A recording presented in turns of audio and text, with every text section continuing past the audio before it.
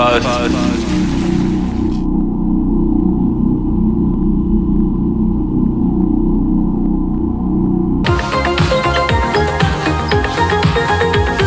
Bit of a different video today. You're gonna hear me yap a lot more than usual. I thought I'd mix it up a bit by making my own content for once, instead of just playing Fortnite with my mates until they say something offensive. Wear a red wine rig because I like Callum's mum's rig. Got a nice rig on her chest. Good plan. I was looking through my backlog on the PlayStation the other day, just for something different, when I remembered that I'm paying like 20 Australian dollars a month for something truly magical, known as the PlayStation Plus Extra Catalogue. It's basically a couple hundred games that are pretty decent and worth playing, thrown together under the benefits tab of the PS Plus page, but I haven't really seen much content surrounding this catalogue since everyone's currently worried about the more important stuff, like Activision releasing a good Call of Duty for the first time in a decade, or Fortnite's new season just looking like a really colourful car crash compilation.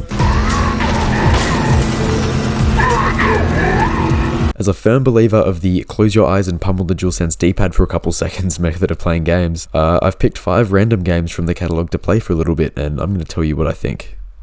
Let's go. Okay, so I've actually lied to you in like a minute 10. I said I picked 5 random games when I really only selected 4. This is because LEGO Marvel Superheroes was already in my library and is the game that gave me the idea for this video, actually. Thing is though, this game isn't even in the catalogue, like at all. It's actually the other 2 LEGO Marvel games, and I saw them thinking, surely the older and less expensive entry in the series would be here too, right? No. Now, I'm sure a lot of you would have played this already. From my understanding, it's a fairly popular story that was a cornerstone in many people's childhoods and subsequent interest in superheroes and comics and shit. Same goes for me, actually. This is where I discovered Deadpool for the first time and was so enamored by his character that I, with the intellect of a 7-year-old fueled by 2-minute noodles and Weet-Bix, that I found myself googling the phrase, all LEGO Marvel superheroes characters with 2 swords and 2 guns. Wow. I've still got that level of intellect, actually. I know swear words now, and Pythagoras theorem and stuff. Since I'd played this game already, the story was complete and I really only had side missions and characters to unlock before I got the Platinum Trophy. They're all pretty basic stuff, like committing genocide on henchmen, finding the keys to a Hydra tank that looks like a moldy shoe, destroying private garbage units to find out exactly what Rocket Raccoon considers a fine eating establishment. And no, it's not because I was rummaging through them for food.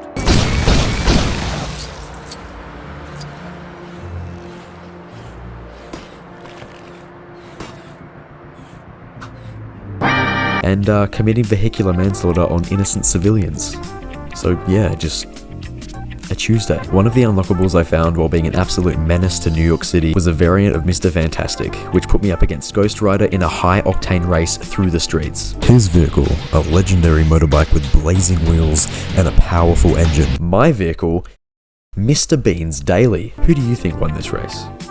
The answer would have been me, had it not been for the steering having a hissy fit and putting me into a wall and then up a tree 5 seconds later. Refusing to let that Iron Man now looks like he belongs on a registry get me down, I robbed an unassuming taxi driver of his only way of feeding his family and asked the skeleton for a rematch. I did win this time around, and just like in real life, my opponent's vehicle spontaneously combusted, forcing him to sulk away like the asshole he is. Also, while we're on the subject, in my time away from this game, I'd forgotten just how jarring the transition is between the free roam music and the event theme.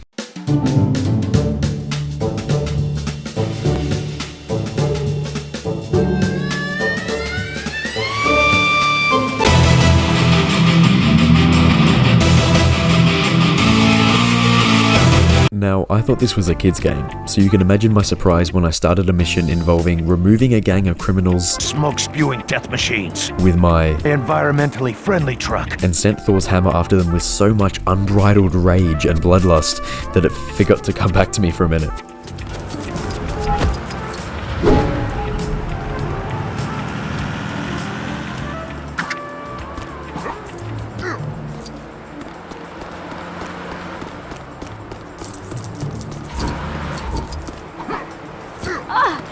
Isn't he amazing?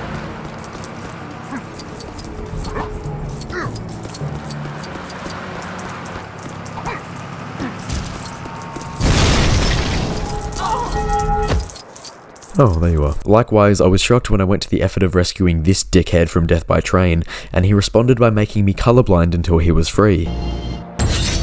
You found me! Sometimes I make these cameos a little too easy for you guys. Anyway, if you haven't played this game, I recommend checking it out. It's got Deadpool in it, after all.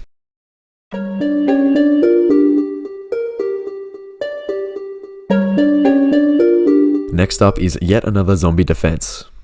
HD. I'd seen this game before and thought it'd be kind of fun to play if it went on sale or something, because no way I'm paying 755 whole cents for it, and then I forgot it existed until I was making this video. But the gameplay's pretty simple. You have to fight back against a daily wave of zombies that comes back stronger with every passing night. Moonwalking in circles around a random streetlight in the middle of nowhere?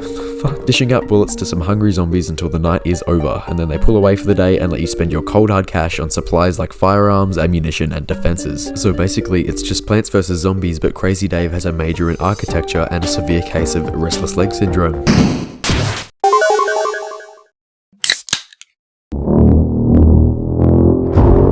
I'll be the first to admit I've got a bit of a cleft brain when it comes to planning ahead, and would almost certainly be the first person to be eaten in a real zombie apocalypse, seen clearly in my immediate yet accidental purchase of a barricade, and my decision to put it absolutely nowhere because I'm a strong independent man with no need for barricades. It was only night 2, so I actually didn't need it, so I instead invested time in this one zombie with a game of tag. That is, until he actually tagged me and I hit him with the "I'm not playing anymore." Night 3 was naturally going to be a bit harder, so in lieu of actual friends to play with, I hired the talents of an automatic turret with a pistol mounted to the top. Yet it died pretty quickly, which was a shame. If only there was like walls or a perimeter of some kind to protect it. I survived anyways, and once again toyed with the final enemy, this time unleashing the power of the early to mid 2010s MLG compilations.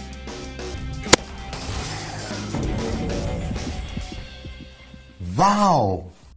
Nothing eventful really happened until night 6, when I ventured out into the night with nothing but a pistol, a shotgun, and a dream. That dream being, I'm going to survive more than 10 seconds.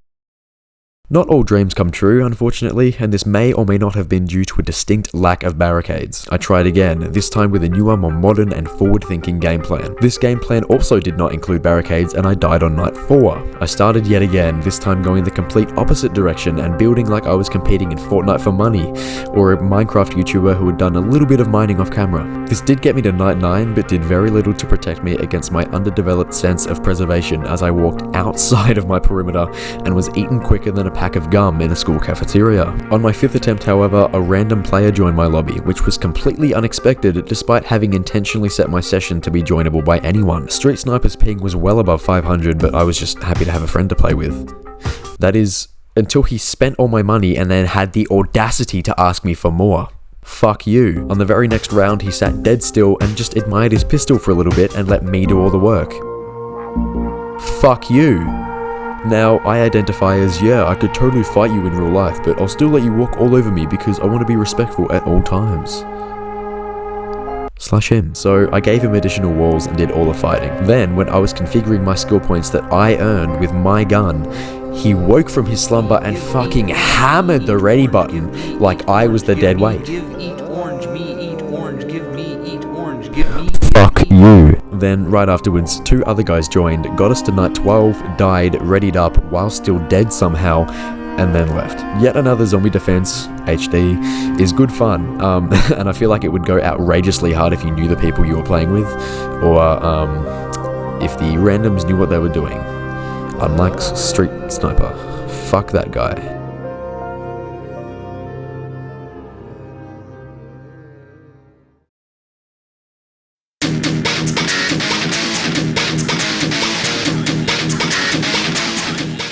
Melty Blood Type Lumina.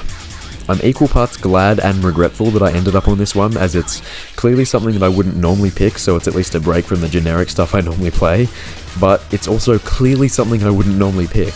This is emphasized further when booting the game up and seeing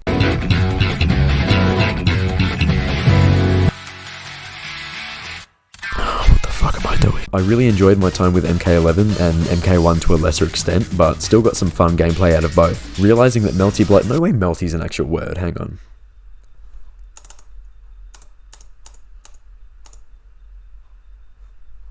Oh, okay. Realizing that Melty Blood was very Japanese styled and therefore likely to borrow some elements from Tekken and Street Fighter, I prepared myself to cram the Dance Dance Revolution type inputs into my controller. Yep, there we go. One thing I wasn't expecting though was the inclusion of other Japanese IPs like Mario. He looks a bit different here though, I don't know why. From what I can tell, every character has their own story revolving around a murder or a disappearance or some shit, I don't know. Mario, having traded his hat and mustache for some weird gauntlet things, is an absolute bully in this game, and makes sure to remind you of that fact as he beats the shit out of every opponent in his quest line. 再訓練だ。直々に面倒見てやるよ、ブータ。 Jesus Christ. Naturally, the one character that's dressed normally in this game was the final boss, and therefore the hardest to beat. I played through about 7 or 8 battles as Mario before his story was complete, which took me about 10 minutes. That doesn't really seem like much content, but when you have to do this for 24 other characters, I imagine it'd take a while. Also, remember the commands I just showed you earlier with all the arrows of an LEA thumbnail? Well, I want you to watch this clip and guess how many directional inputs I had to do. Ready?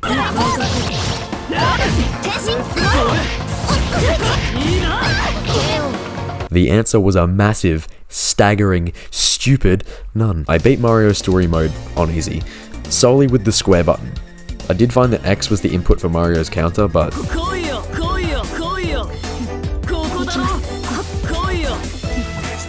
it didn't work. Anyway, I would recommend Melty Blood type Lumina to anyone who likes this kind of combat and art style. It's not my cup of tea really, but that might just be because I went from an Australian man with a knack for headache removal and bladder problems Brutality. Sorry, mate. Job's a job. Kano wins.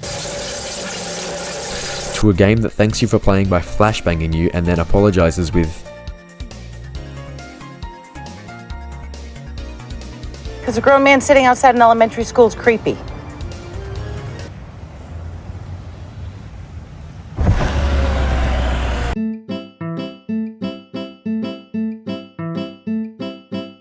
Mum, this tastes different. Did you put anything different in it? I put a bit of... Next is Nori.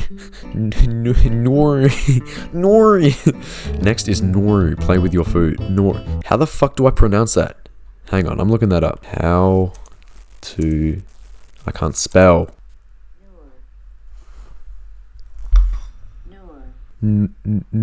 So just what I said. Okay, cool. If I had to sum up this game, it would be that one scene from Doctor Strange, but Benedict Cumberbatch is now an entree.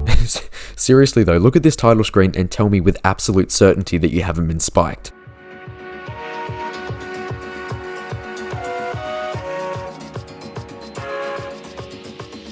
This is by far the weirdest game I've ever played. Coming from a guy who played Goat Simulator and My Name is Mayo for trophy hunting reasons, obviously, and the Letter Classic Edition because it was so bad I had to try it.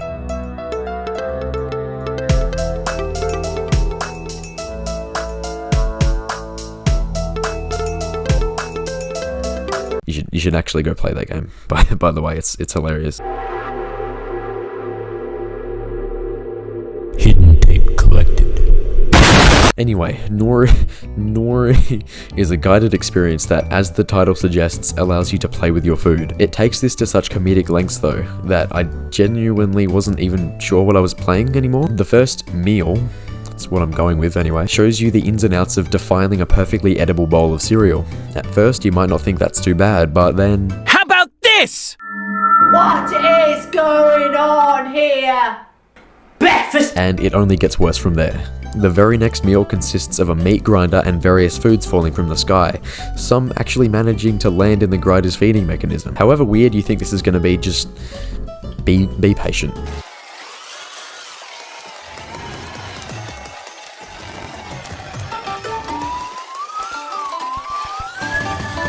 Because of course, what minced meat mixture is complete without popcorn, cherries, and entire tubs of garlic? As I was about to pull away from the meal and leave for the next one, I noticed that there was a darker, spookier looking room behind the camera's default position.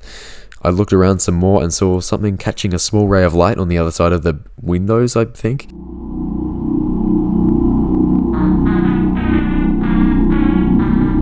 I thought this game was about to do a complete 180 and become a horror game for a moment, but I never saw anything similar in the levels afterwards. I was completely fine with this though, because not many can pull off effective horror in an otherwise funny game.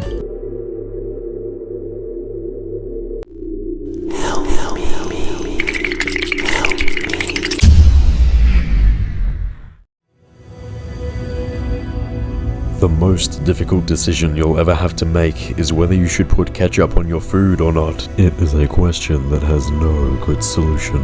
I don't know whose quote this is, but I'm gonna make an educated guess and say it's Gandhi. I imagine this game aligns with his beliefs very well in that it encourages you to build yourself up peacefully, vibe to the music, and then incinerate everything in sight once your meter fills up. This was a poor choice on the developer's part, as any avant-garde immersion I was previously feeling was now superseded by my desire to light my dinner on fire. I did manage to set this mission aside for a bit though, as I quickly discovered my well done Big Mac came with a built-in stack minigame that rewards you for stacking by giving you another non-consensual dose of LSD. Fortunately though, as I was nearing the end of my Nori experience, the game attempted to help me come down from my trip with a relaxing game of, here, roll this egg around the maze until it reaches the bottom corner. Don't break it though. This was actually pretty tough, I won't lie, but I had a trick up my sleeve.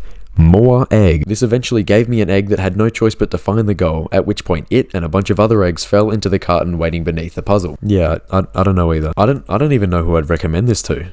A chef, maybe? Might be some inspiration if you're looking to change up the way you present a dish or something, I don't know. I can't remember the last time I was served ramen that looked like this, but I was probably impressed. Second monster of the day, let's go. Yeah.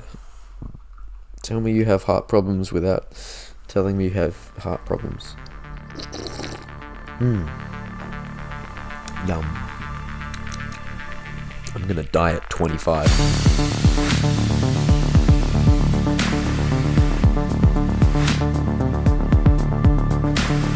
And finally, we've got Maneater, also known as Hungry Shark Evolution's big brother, also known as holy shit, never in my life has navigating the Y and Z axes been such a fucking dilemma. Traveling the right amounts of up and forward to latch onto enemies and prey in Maneater takes so much precision I would not be at all surprised if there was a certificate for a neurosurgeon's degree at the end of the credits. Granted, that clip was from the beginning of the game when I was still new to the controls, but reaching the third area of the game, Maneater goes and gives other fish the ability to actually dodge your attacks. Yeah, like on purpose this time, in case your shark's occasional 7 shots in onto my 8th lapses in motor function weren't bad enough.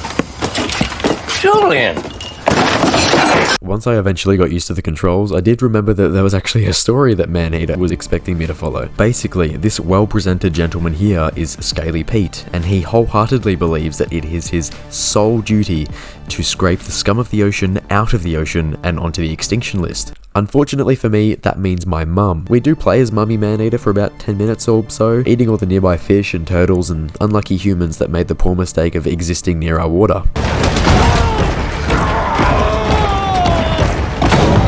Eventually, Pete gets tired of waiting and slaps the shark on the hook of his boat, where he swiftly performs an emergency C-section and oh look, that's me! Mini Maneater manages to latch onto his hand and Pete's first instinct is just to lop the whole thing off for some reason, sending us into the water to start our man-eating journey. Looking at the upgrade screen allows us to see where the shark will get cool attachments and shit later, as well as the ramifications of being forcefully yanked from our mum and yeeted into the water by a random French guy. It is okay though, because guiding our every step, not step? What's the word? Lightning speed? What the fuck? Guiding our little shark buddy is Jerry Smith from Rick and Morty for some reason, clearly having been evicted from the show about 5 seasons too late. Fine. Can I just tell you which box I would put my penis in? The shark is now a team, and we should expect much angst, ennui, and poor decision-making. The guy provides a bit of comedic relief as you grow and gain more abilities, and it's always fun to hear him pipe up every now and then. The success of the film Mega Shark vs. Gatorsaurus has fueled the public's interest in the type of animal confrontation seen here. Oh, speaking of, the crocodiles in this game are nearly as bad as the shark itself. I didn't get any clips of it happening because, you know, I'm only new and I don't know how to do this whole YouTube thing.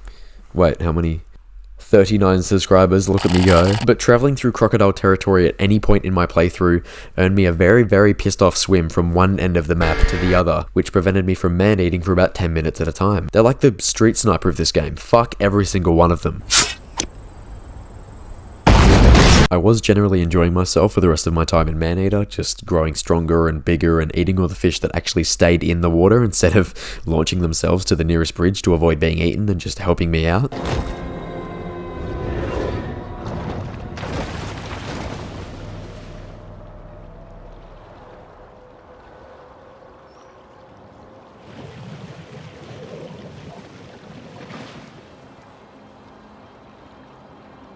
Come on, man. But the game had not reached its true potential until I realized that the eater part of Maneater was not necessary in the slightest.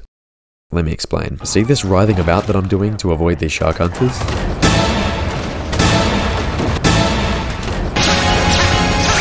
That's dodging. And thankfully that does not have a stamina bar to drain or a cooldown to speak of. Dodging with these fins equipped releases a shockwave of electricity, shocking and damaging enemies. Upgrading these fins, which I've done to the max, come at me, extends this effect to boats. See where I'm going with this? At a certain point, I realized that I could dodge enemies to death. The funniest part of this is that Scaly Pete, the lovely bloke we met at the start of the game that we've been tasked with killing because he gutted our mother like a fish, is also vulnerable to this strategy, meaning I could mortally wound him and fuck up his boat purely through the abuse of the R1 button. Even better, the explosion causes his wimpy offspring to disappear into thin air and leaves Pete stranded in the middle of the bay. He's just a boat!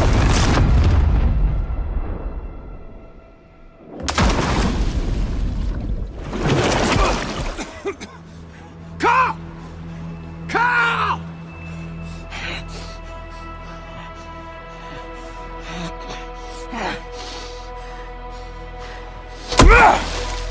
But yeah, that's as far as I got. I enjoyed what I played, and aside from the wacky controls and the asshole crocodiles and the hunters clearly using aimbot, I think this is a good solid story to sink your teeth into. So, that's the video. If you made it this far, I'm very proud of you. You just sat through 21 minutes of me just partially speaking from the script and partially ad-libbing. I really appreciate the fact that you took your time to watch it, so thank you. Also, if you want me to make more stuff like this, I absolutely can. Just let me know. Leave a like and comment, I don't know, whatever. See ya.